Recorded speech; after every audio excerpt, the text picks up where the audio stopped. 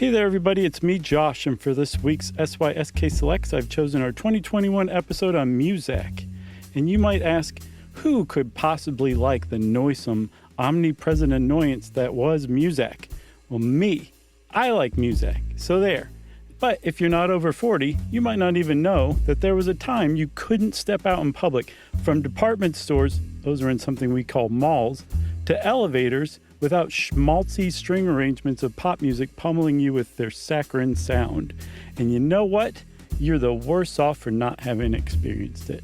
Instead, you can experience this episode, and I hope you enjoy it.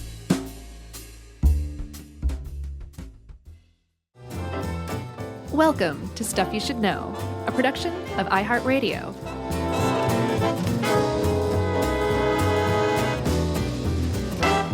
Hey, and welcome to the podcast. I'm Josh Clark, and there's Charles W. Chuck Bryan over there, and there's Dave C. Couston. I said it right this time. Couston. I thought it was Couston. No? If you're in France, that's how you would say it. But here in the United States, you say Couston. Can I start this off by saying something? Oh, boy, I'm worried about what you're going to say, but okay. Well, this episode is on Muzak, and I started thinking last night, I was thinking about your love of Muzak, which is not at all ironic. Not in the least. But you can't say that kind of thing these days. People don't believe you. I know. It's true. Everyone, I know Josh very well, and I was thinking of and I like all kinds of music too, but, you know, in my heart, I'm a rock and roll guy. Sure. And I was thinking about your top musical genres that are above rock and roll in your picking order. Yeah. Not in order. I counted easy listening, Muzak, disco, art rock, krautrock, and I probably missed a couple. Krautrock is below rock and roll. I want to like krautrock. It just doesn't quite jive with me. I like some, but not all of it. And then stuff, I think art rock, because it's sort of that avant-garde, like, you don't love Yoko, but you certainly are a bit of a Yoko apologist. Sure. Grace Jones, stuff like that. But I love Grace Jones for sure. What about Talking Heads? They go in there too, right? Oh, they'd probably be. I mean, they literally went to art school together. Yeah, I mean, they kind of span from art rock to new wave to like world music by the time they finished. Yeah, I know. But yeah, I mean, I certainly love the Talking Heads, but all of those for you are above good old-fashioned rock and roll, I think. Yeah, you also left out 90s techno. I've been listening to a lot of that lately, too, like Alternate and The Prodigy and everything. But you love Muzak. You really do. I do. I do, too, actually. I don't know. I'm so glad. I don't know how much I like. I will listen to some of that stuff, and we'll talk about Eno in here, of course. Old sourpuss Brian Eno.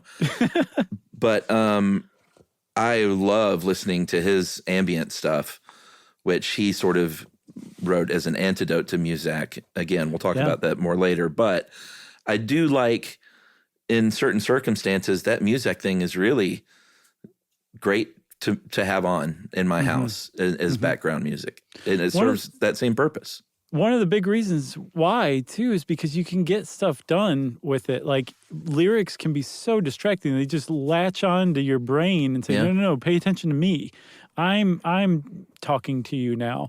Muzak does the opposite of that. It says, go, be free, but also enjoy this. Like, there's like a whole part of your brain that Muzak can tap into that doesn't require your conscious thought, but it still produces like good feelings. And, you know, like people just smack Muzak around like it's so bland and it's so soulless. And I totally disagree with that.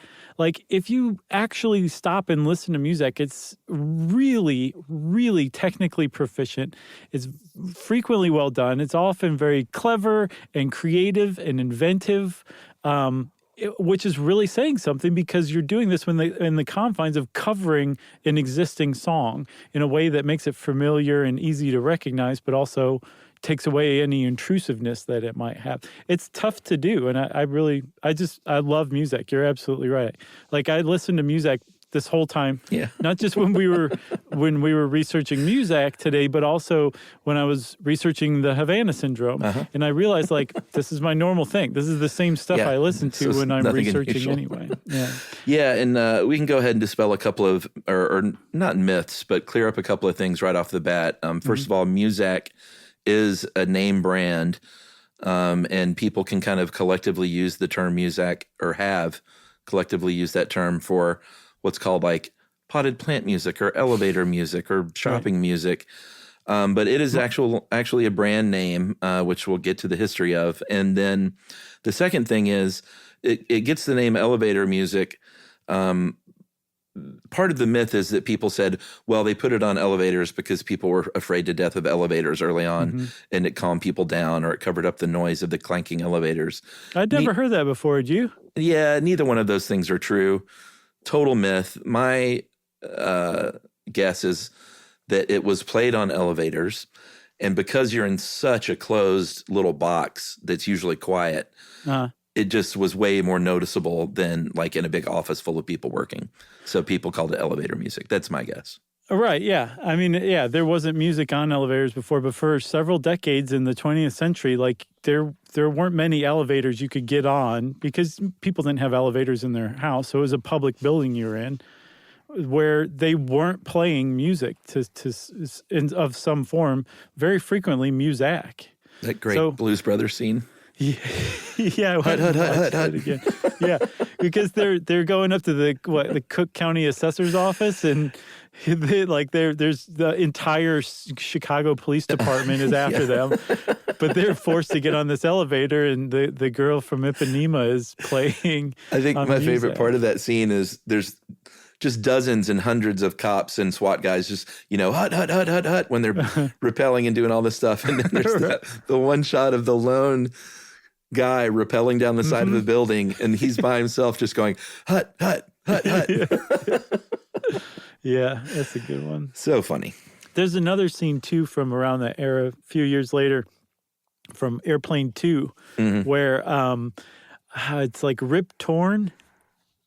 I believe it's Rip Torn, the Artie from the Larry Sanders Show. Yeah. And I don't know the other guy he's talking to, but anyway, they're walking and talking, and they have to get on an elevator. And the elevator door opens, and it's just blaring like eardrum shattering decibel MacArthur Park, and they have to get on. People are coming off the elevator like with their hands to their ears, like with splitting headaches from this. But it's just completely the opposite of what elevator music's supposed to be like. But it's a good little scene too, as far as elevator music goes. Well, I mean, that's kind of one of the points too, is Muzak has long been a movie trope and a TV trope, and then been lampooned in scenes just like the Blues Brothers scene, where there's something chaotic going on, and then you cut back to the sound of Muzak playing wherever the other scene is setting. Right. Yeah. Very, very fun stuff. But that started, I guess it started with the Blues Brothers, which came out in 1980.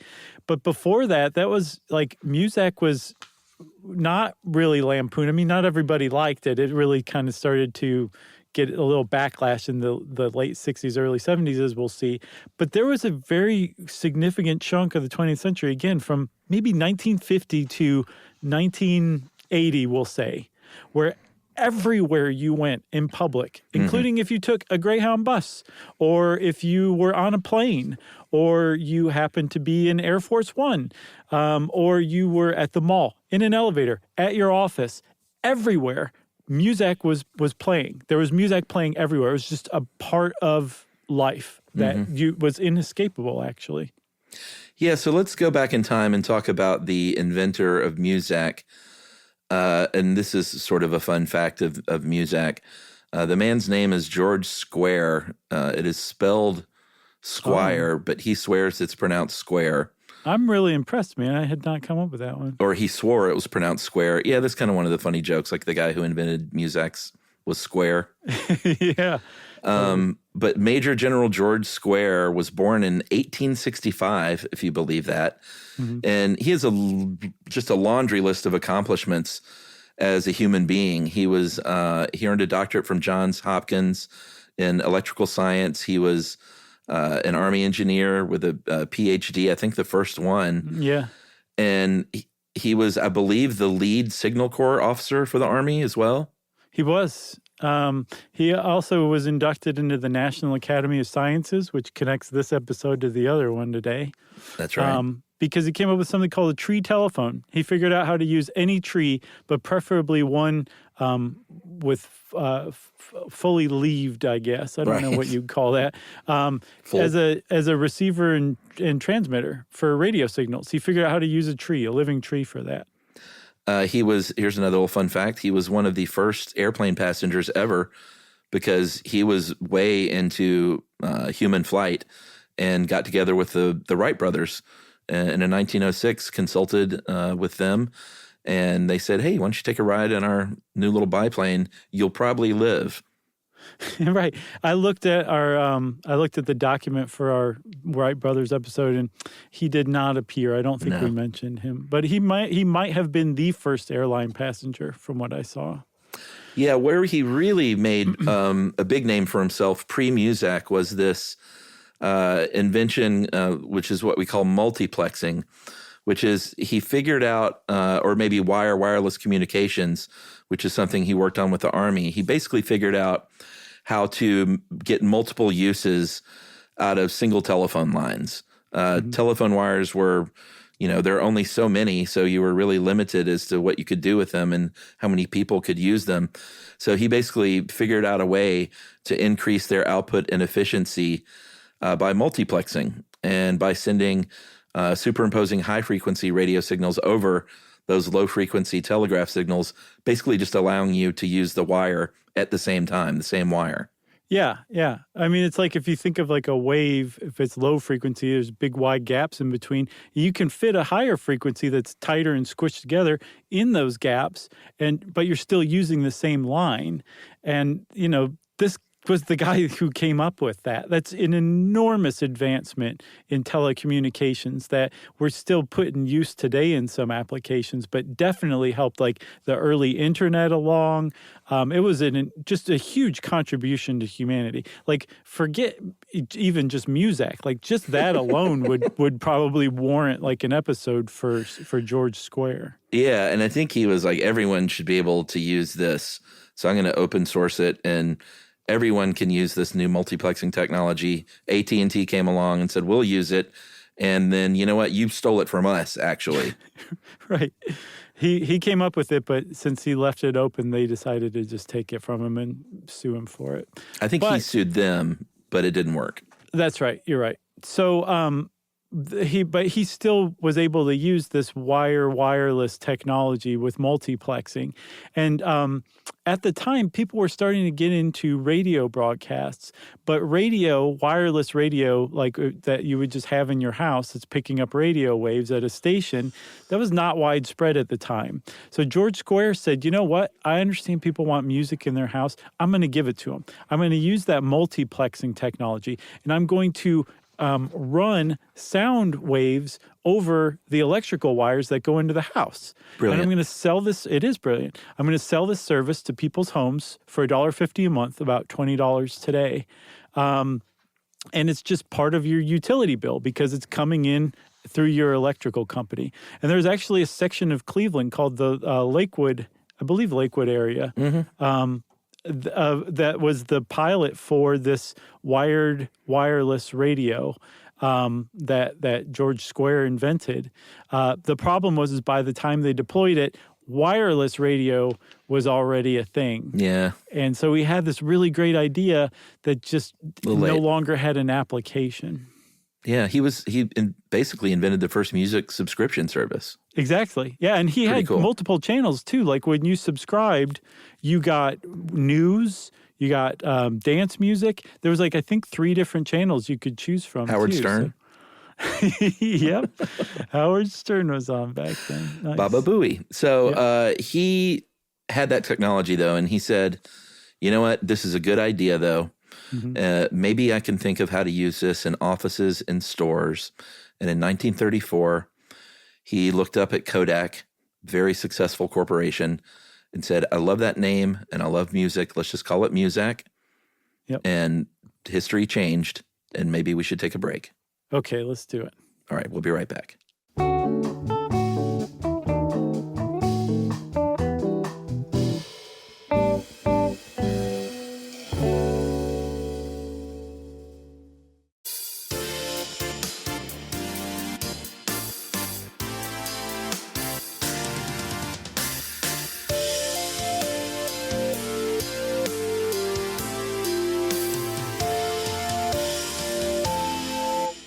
So in the parlance of today, Chuck, George Squier and his Muzak Corporation pivoted from home consumer markets to business markets.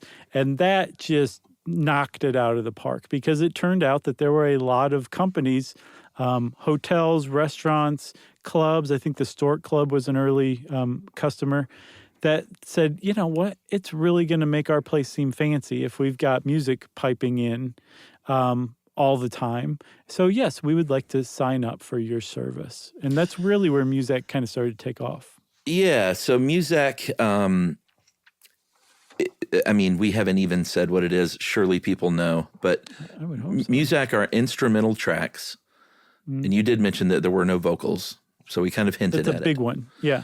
But they're instrumental tracks that are cover songs of kind of anything you can think of. I mean, I've heard some Muzak of some heavy rock.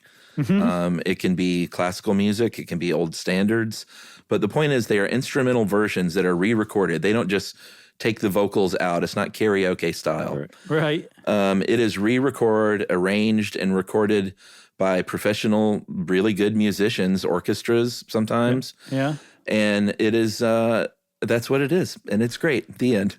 And very frequently, it's made into a much more mellow version of itself. Yeah, like any rough sure. edges are taken off. Since they take the vocals out, it's not like that vocal melody is non-existent any longer. They just replace it with something else.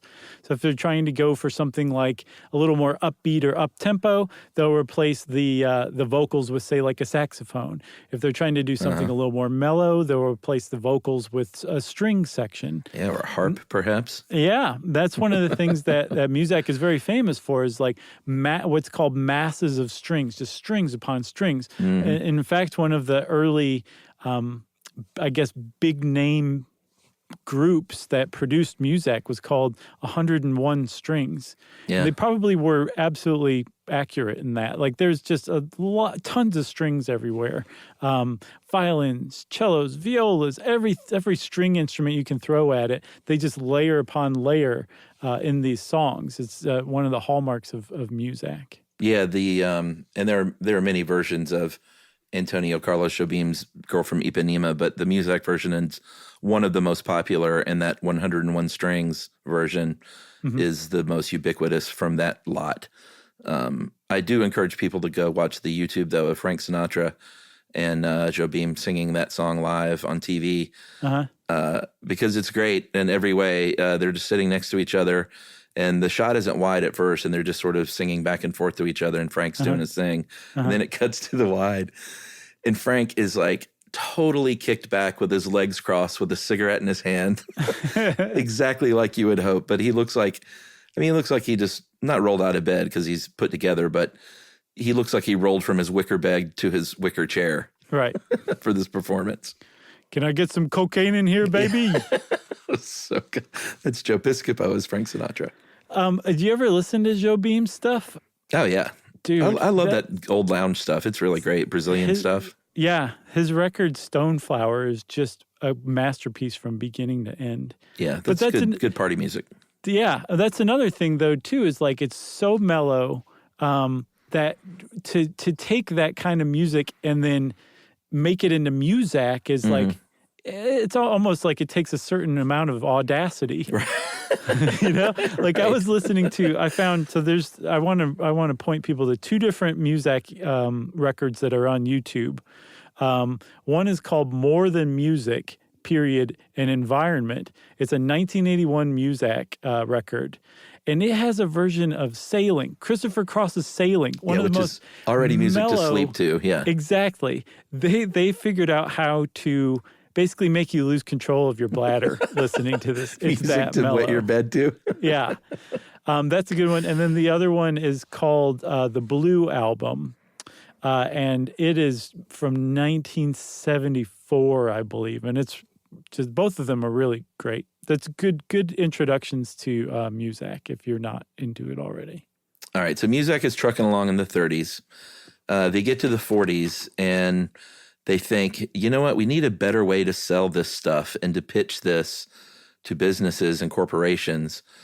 So why don't we hire some people to research music and to figure out what kinds of music keep people happy and working. And because people, they work hard in the morning and then they sort of lag a bit before lunch and then they really lag sort of a couple of hours after lunch. So why don't we do this? Why don't we study it? Let's call it stimulus progression. It's a bit pseudoscience. It makes sense. It though? It is, in that it's not been proven. It makes sense to everyone who I feel like knows about it. Like, sure, music can pick you up and make you work harder, but it's pseudoscience in that I don't think it's ever been scientifically proven. I gotcha. Okay. Yeah, because I keep seeing it just like dismissed as pseudoscience, but then there were plenty of early studies that were done by legitimate industrial psychologists and other like efficiency experts, that kind of thing, that showed that there really was a significant like improvement in productivity or less sick days, that kind of stuff in places that have Muzak compared to places that didn't have Muzak pumped into the office. Yeah, I think maybe their specific claims about a workday might have been a little, everywhere I read said it was basically not a marketing scam, but a marketing tool that they kind of invented. I gotcha. But so one thing to say about this, we're going to talk about it in a second, stimulus progression, is that they did kind of plow money that they were making. They were making a lot of money starting in the late 40s, early 50s. They plowed it back into research to basically come up with scientific evidence to back up their claims, which you can really kind of see the ghost of George Squier still looming over the company, this decade or so after he died. That it's always been this kind of science interested, if not science-based company that's also been an early adopter of technology, as we'll see. Yeah, that is certainly fair. It was never just like, hey, we're just going to play a bunch of what people might consider droll background music.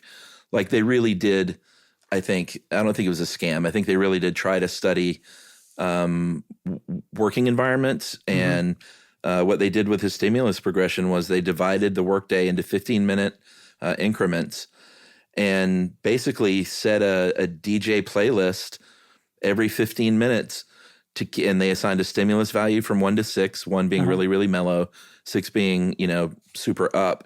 And they basically went through and almost like a Pandora sort of curated playlist type of thing to get people to work hard and efficiently throughout a day. And companies bought in, including the U.S. Army. Yeah, I think World War II is basically cited as the moment when Muzak kind of proved itself enough, at least, to start being adopted by very large companies. And then within a few years after the war, by like the very early 50s, they started to spread more and more to even smaller and smaller companies. And it was this idea that if you played Muzak and Muzak's, patented stimulus progression model, you're going to avoid that mid-morning slump that like every worker goes through, in productivity. And then the mid-afternoon slump, you could avoid that too. And think about how many more widgets you could make if your employees don't, slack off productivity-wise at 10:30, from 10:30 to lunch, and then from like 2:30 until they go home. Like imagine if this very pleasant music is just kind of keeping them humming along. What people call a forward, unconscious sense of forward momentum. The tempo in your environment is moving subtly faster and faster.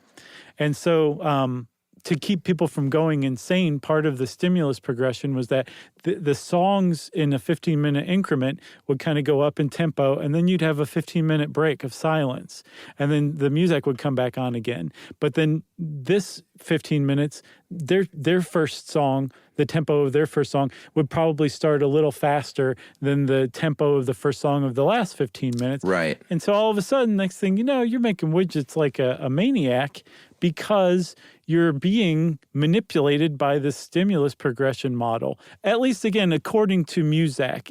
I get what you're saying. Like, it's not like, Harvard came along and said, yes, we've studied this thoroughly and this is exactly what happens. This is, company claims, but it is intuitively sensible, at least.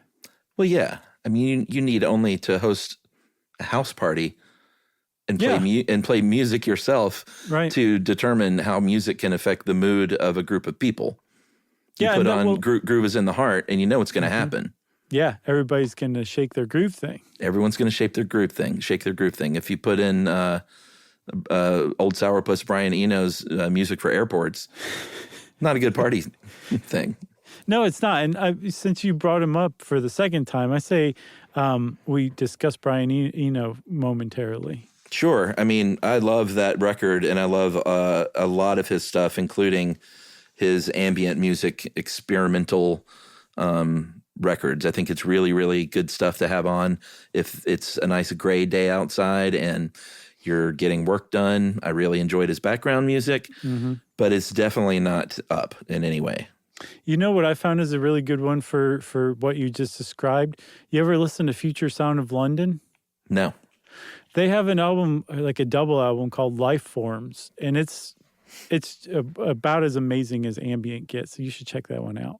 Emily got me into ambient. I call her Emily when she's listening to that stuff. Right. She really got me. She called it ambient groove. She really got me into that stuff over the years. Is that like Enigma? 07 and okay. Stuff that's, she calls it ambient groovy, just sort of mellow and groovy, and like 07 and more Chiba, and there was a certain era I think where that stuff peaked. Massive Attack a little bit. Oh yeah, it's good stuff. Yeah, I think you'd like Life Forms then. Future Sound of London stuff is normally a little more, it's super cerebral and intelligent, but it's also fairly dancey. Life Forms is it's probably their most ambient stuff around. So Eno, though, let's get back to him. He kind of came up with this as a antidote to Muzak, right? Yes. If you like ambient music, you better thank your lucky stars for Muzak, because were it not for Muzak, you might not have ambient music, at least not now. Maybe it would be coming 50 years from now. Who knows? Yeah, he said, I love that in this article it says, as reported by Red Bull Music. Right. Eno said this, and this was, I think, for the liner notes, actually, to airport or music for airports. Whereas canned music's intention is to brighten the environment by adding stimulus to it, ambient music is intended to induce calm and space to think. Ambient music must be able to accommodate many levels of listening attention without enforcing one in particular. It must be as ignorable as it is interesting. Mm-hmm. So he hits on something, though, that people would come to really resent about Muzak is not even just necessarily the syrupiness of the music itself, but the intent behind the music, that it was always intended to basically manipulate your mood into making you a better worker, a more docile consumer. That it was poking at your brain to get you to do things that you may or may not want to do. Maybe you will be less likely to punch some guy on the bus because there's Muzak playing, which is a good thing. We should not be punching other people on the bus. But the point is you're being mind controlled in a certain way. And eventually people got kind of resentful of that. Yeah. No, that's true. We're not there yet, though. There was actually a point in time, though, Chuck, where Muzak and popular music were basically one and the same. Yeah, that was sort of, one of the heydays of Muzak certainly was in that when the Glenn Miller Orchestra was pop music on the radio, Muzak wasn't a far stretch from some of that stuff. So it was sort of all one and the same. I think it was as styles changed and the 60s and 70s start rolling along that Muzak became really sort of a bad word to a lot of people. Right. And one of the reasons I saw that really explained it to me, because, things changed. Society just changed between the 1950s and the 1960s. It just abruptly changed. But that doesn't fully explain why Muzak just was suddenly looked down upon.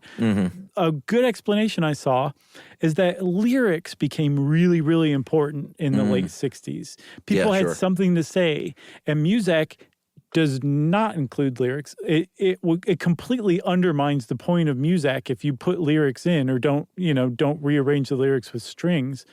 So Muzak kind of couldn't keep up with that. It's not like it went away. It doubled down. It kept doing what it was doing. And in fact, it would take some of those pop hits that had really monumentally important lyrics and just take the lyrics out and replace it with a saxophone or something like that. Yeah, they didn't have to do that. I think it's interesting. They could have had a really mellow singer at a certain point come in, and I really respect the fact that they were like, nope, the singer is a violin, and I don't want to hear it anymore.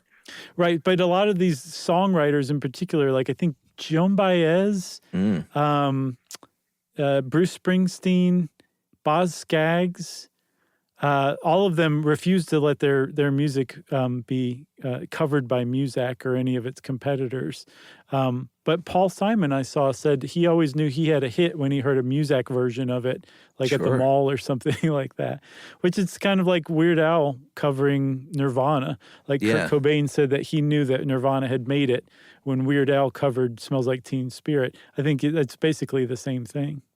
Oh, I think most musicians, unless you're a Ted Nugent who, and we'll get to that, but very famously sort of offered to buy Muzak when they fell upon hard times so he could basically burn it to the ground. I think most musicians deep down think it's kind of an honor when one of their songs is Muzakified. It's got, you'd have to. Plus, it's gotta be cool, right? I just want to find out what somebody's going to do with it. Because like I was saying at the beginning, like it really takes some creativity to come up with, okay, what can I replace this with that's not just completely predictable or boring, but also isn't going to grab everybody's attention. Because that's, again, not the point of Muzak. It's one of the I don't know if it was a slogan of the Muzak Corporation or not, but they basically said that they fill in the awkward pauses in life to where, it's a good way to say it. Yeah, you don't, like, it's like you were saying at the party. If you're at a party that doesn't have any music on, you just probably just get smashed out of your skull because you're just trying to lubricate the social situation so much. Whereas if you put on music, it's like it takes a lot of that edge off. That was one of the points too with Muzak. And then also to kind of get you to linger a little longer when you were shopping in a store.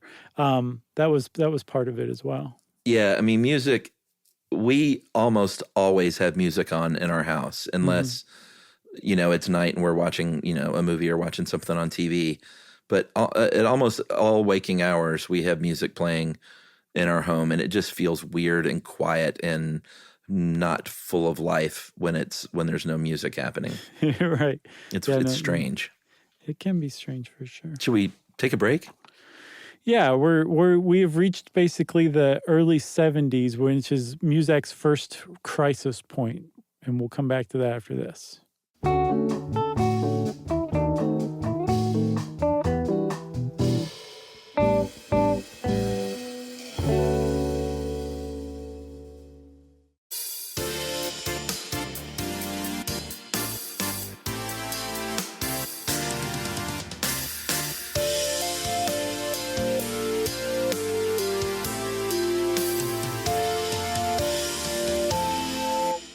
All right. So I'm born in 1971, and Muzak starts to die a little bit because a real rock and roller came into the world.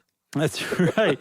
Born with a jean jacket with the Van Halen logo on marker in the back. It did not go away completely, though. It was just sort of, I guess, the beginning of the end, but that didn't mean there wasn't still a business model for Muzak, because Muzak was never about its popularity.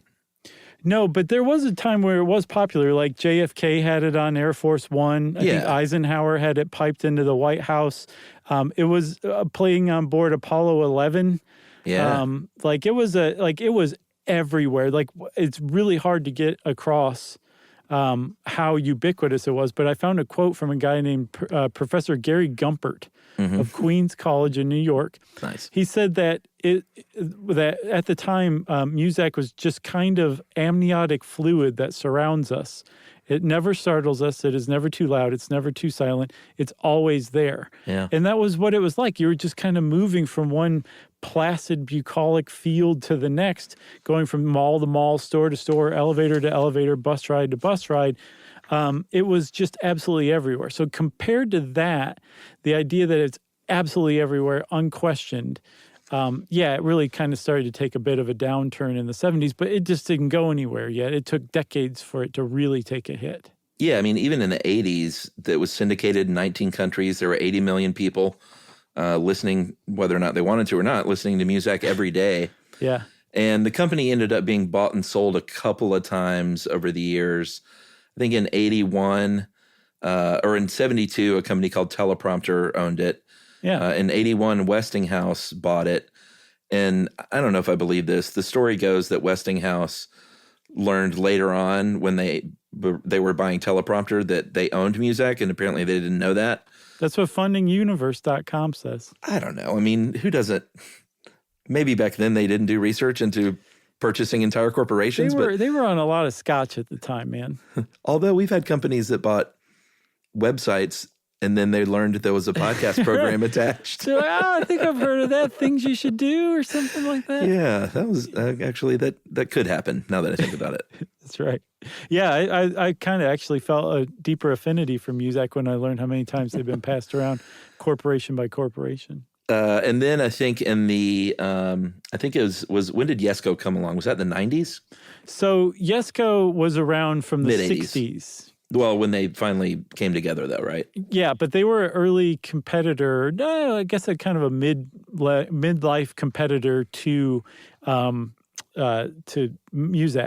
But by the 80s, Yesco had established a name for itself by doing basically the opposite of what Muzak did. Rather than making, covers of canned music without lyrics, they would just go get the licenses of like the hot new song of the moment and play those. And so rather than background music, which is what Muzak's whole jam was, these guys were pioneering foreground music.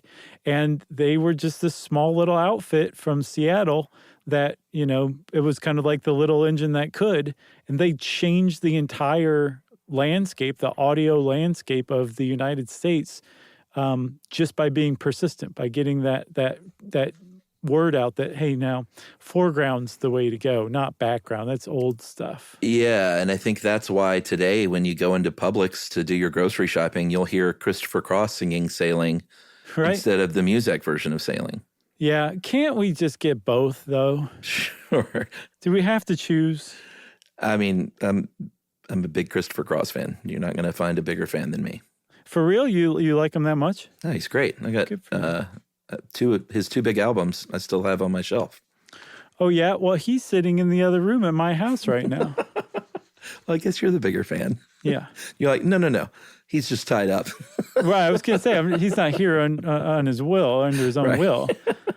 In fact, you could make a pretty strong case he's here against his will, but... So in 1984, though, is when Yesco got officially involved with Muzak. I think Muzak was...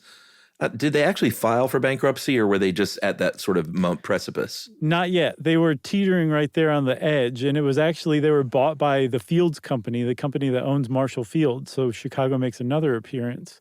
And the Fields Company said, we like where this Yesco group is going.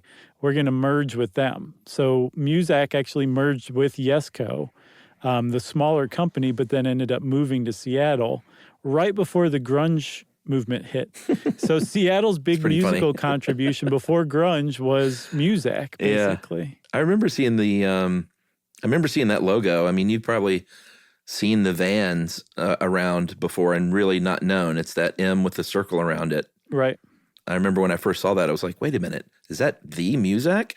And that was a big update. They apparently went with some design group, I can't remember the name of it, that just completely reinvented the brand. Yeah. Because they went from being in the background to manipulating your mood using stimulus progression to this other thing, this new made-up sounding thing called, what's it called? Quantum... Physics, mechanics. Suicide. No, keep guessing. What else? Realm. Leap. Nope. Those are all the quantums I know. There's got to be another one, Chuck, because I'm still looking. I'm so sorry. What the heck is that thing called? It's Quantum Leap. We'll just call it Quantum Leap, sure. Okay. So with this Quantum Leap thing that they had going on. The Bakula effect. Quantum modulation. The Bakula effect. Quantum modulation, okay? Oh, okay. I like Bakula effect. That's a great one. With quantum modulation, it was we are evoking an emotion that is now tied forever to the brand that you're shopping, whose store you're shopping in right now. Sure. So like this one, so they hire people who make playlists, who curate these playlists that are start to finish. They all share this one theme. They all kind of have this one, like, cool, not scary, super hip, beachy, spring break 2008 kind of thing, whatever. The best. So that like a company will say, this is what our brand is all about. Give us playlists that fit this. And so now you're kind of like, you feel cool because of the music of where you're shopping. And so that makes you want to shop and associate yourself with that place even more. That's what Muzak, that's what what's called neo-Muzak is all about. That's the current state of affairs in the industry. Yeah, like if you want to use Armani Exchange as an example, what they'll do is they will literally try and make like a DJ mix with that has beat matches and it doesn't break the momentums and it's all crossfaded. Whereas if Ann Taylor calls them up, they don't want a crossfade. They want Celine Dion songs and then a little bit of a small break and then a Sting song coming on and these gentle fades in and fades out. And, it's the same sort of stuff. It's just curated foreground music.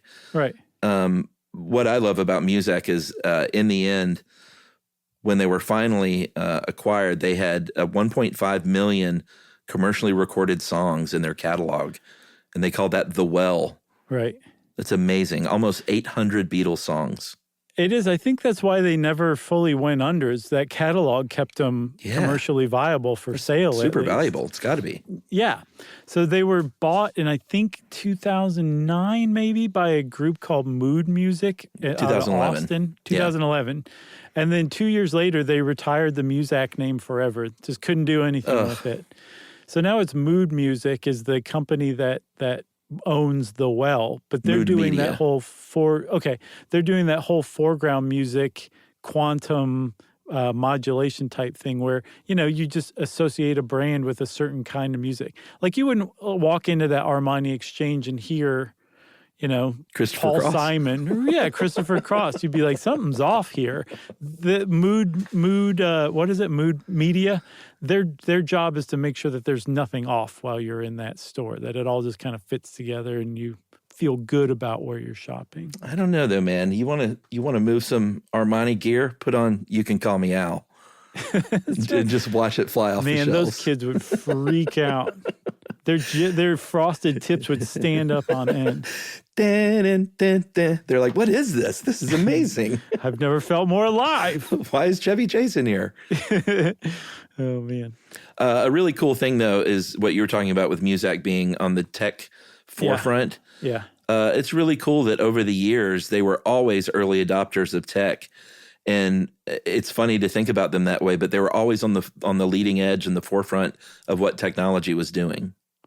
Yeah, so I don't know if they invented them, but they certainly were early adopters, if not pioneers, in vinyl records. Mm-hmm. People were not using vinyl at the time.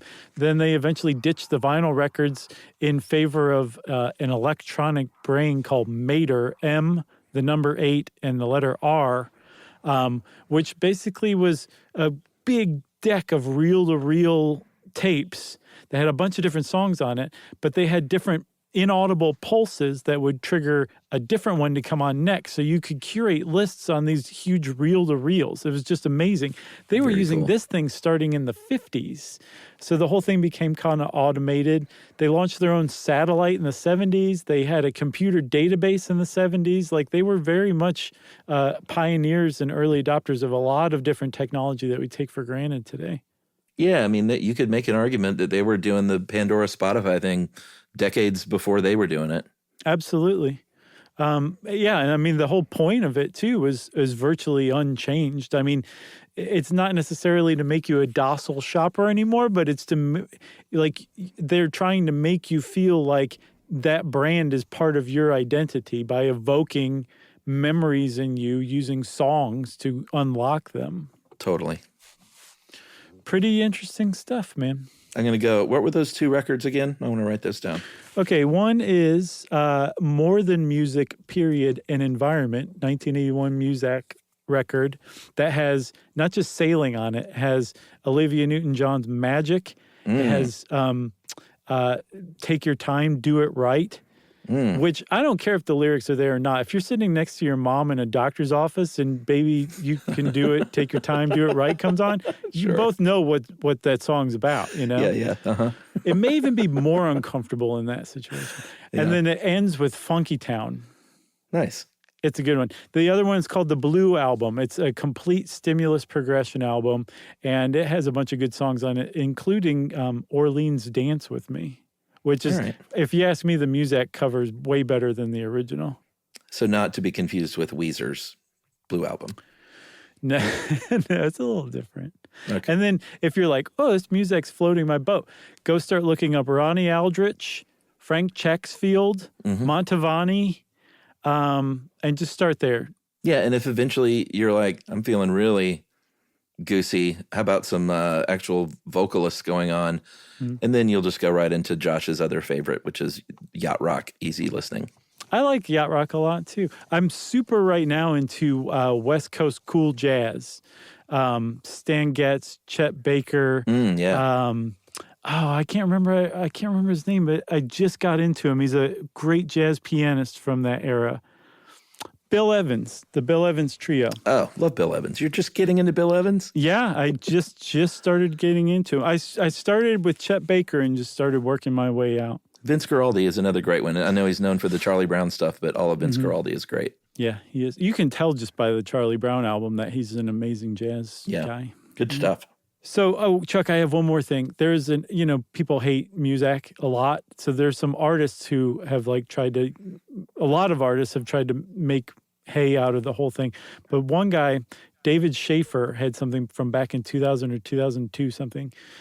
He had X10R.1 and X10R.2. These 2 CDs that he released that were basically his weird, unnerving remixes of Muzak that just turns the whole thing on its head, so much so that you may laugh out loud when you first hear them. And I believe they're on his website. But it's like Muzak, but what you would hear in your nightmares. Okay. It's really good.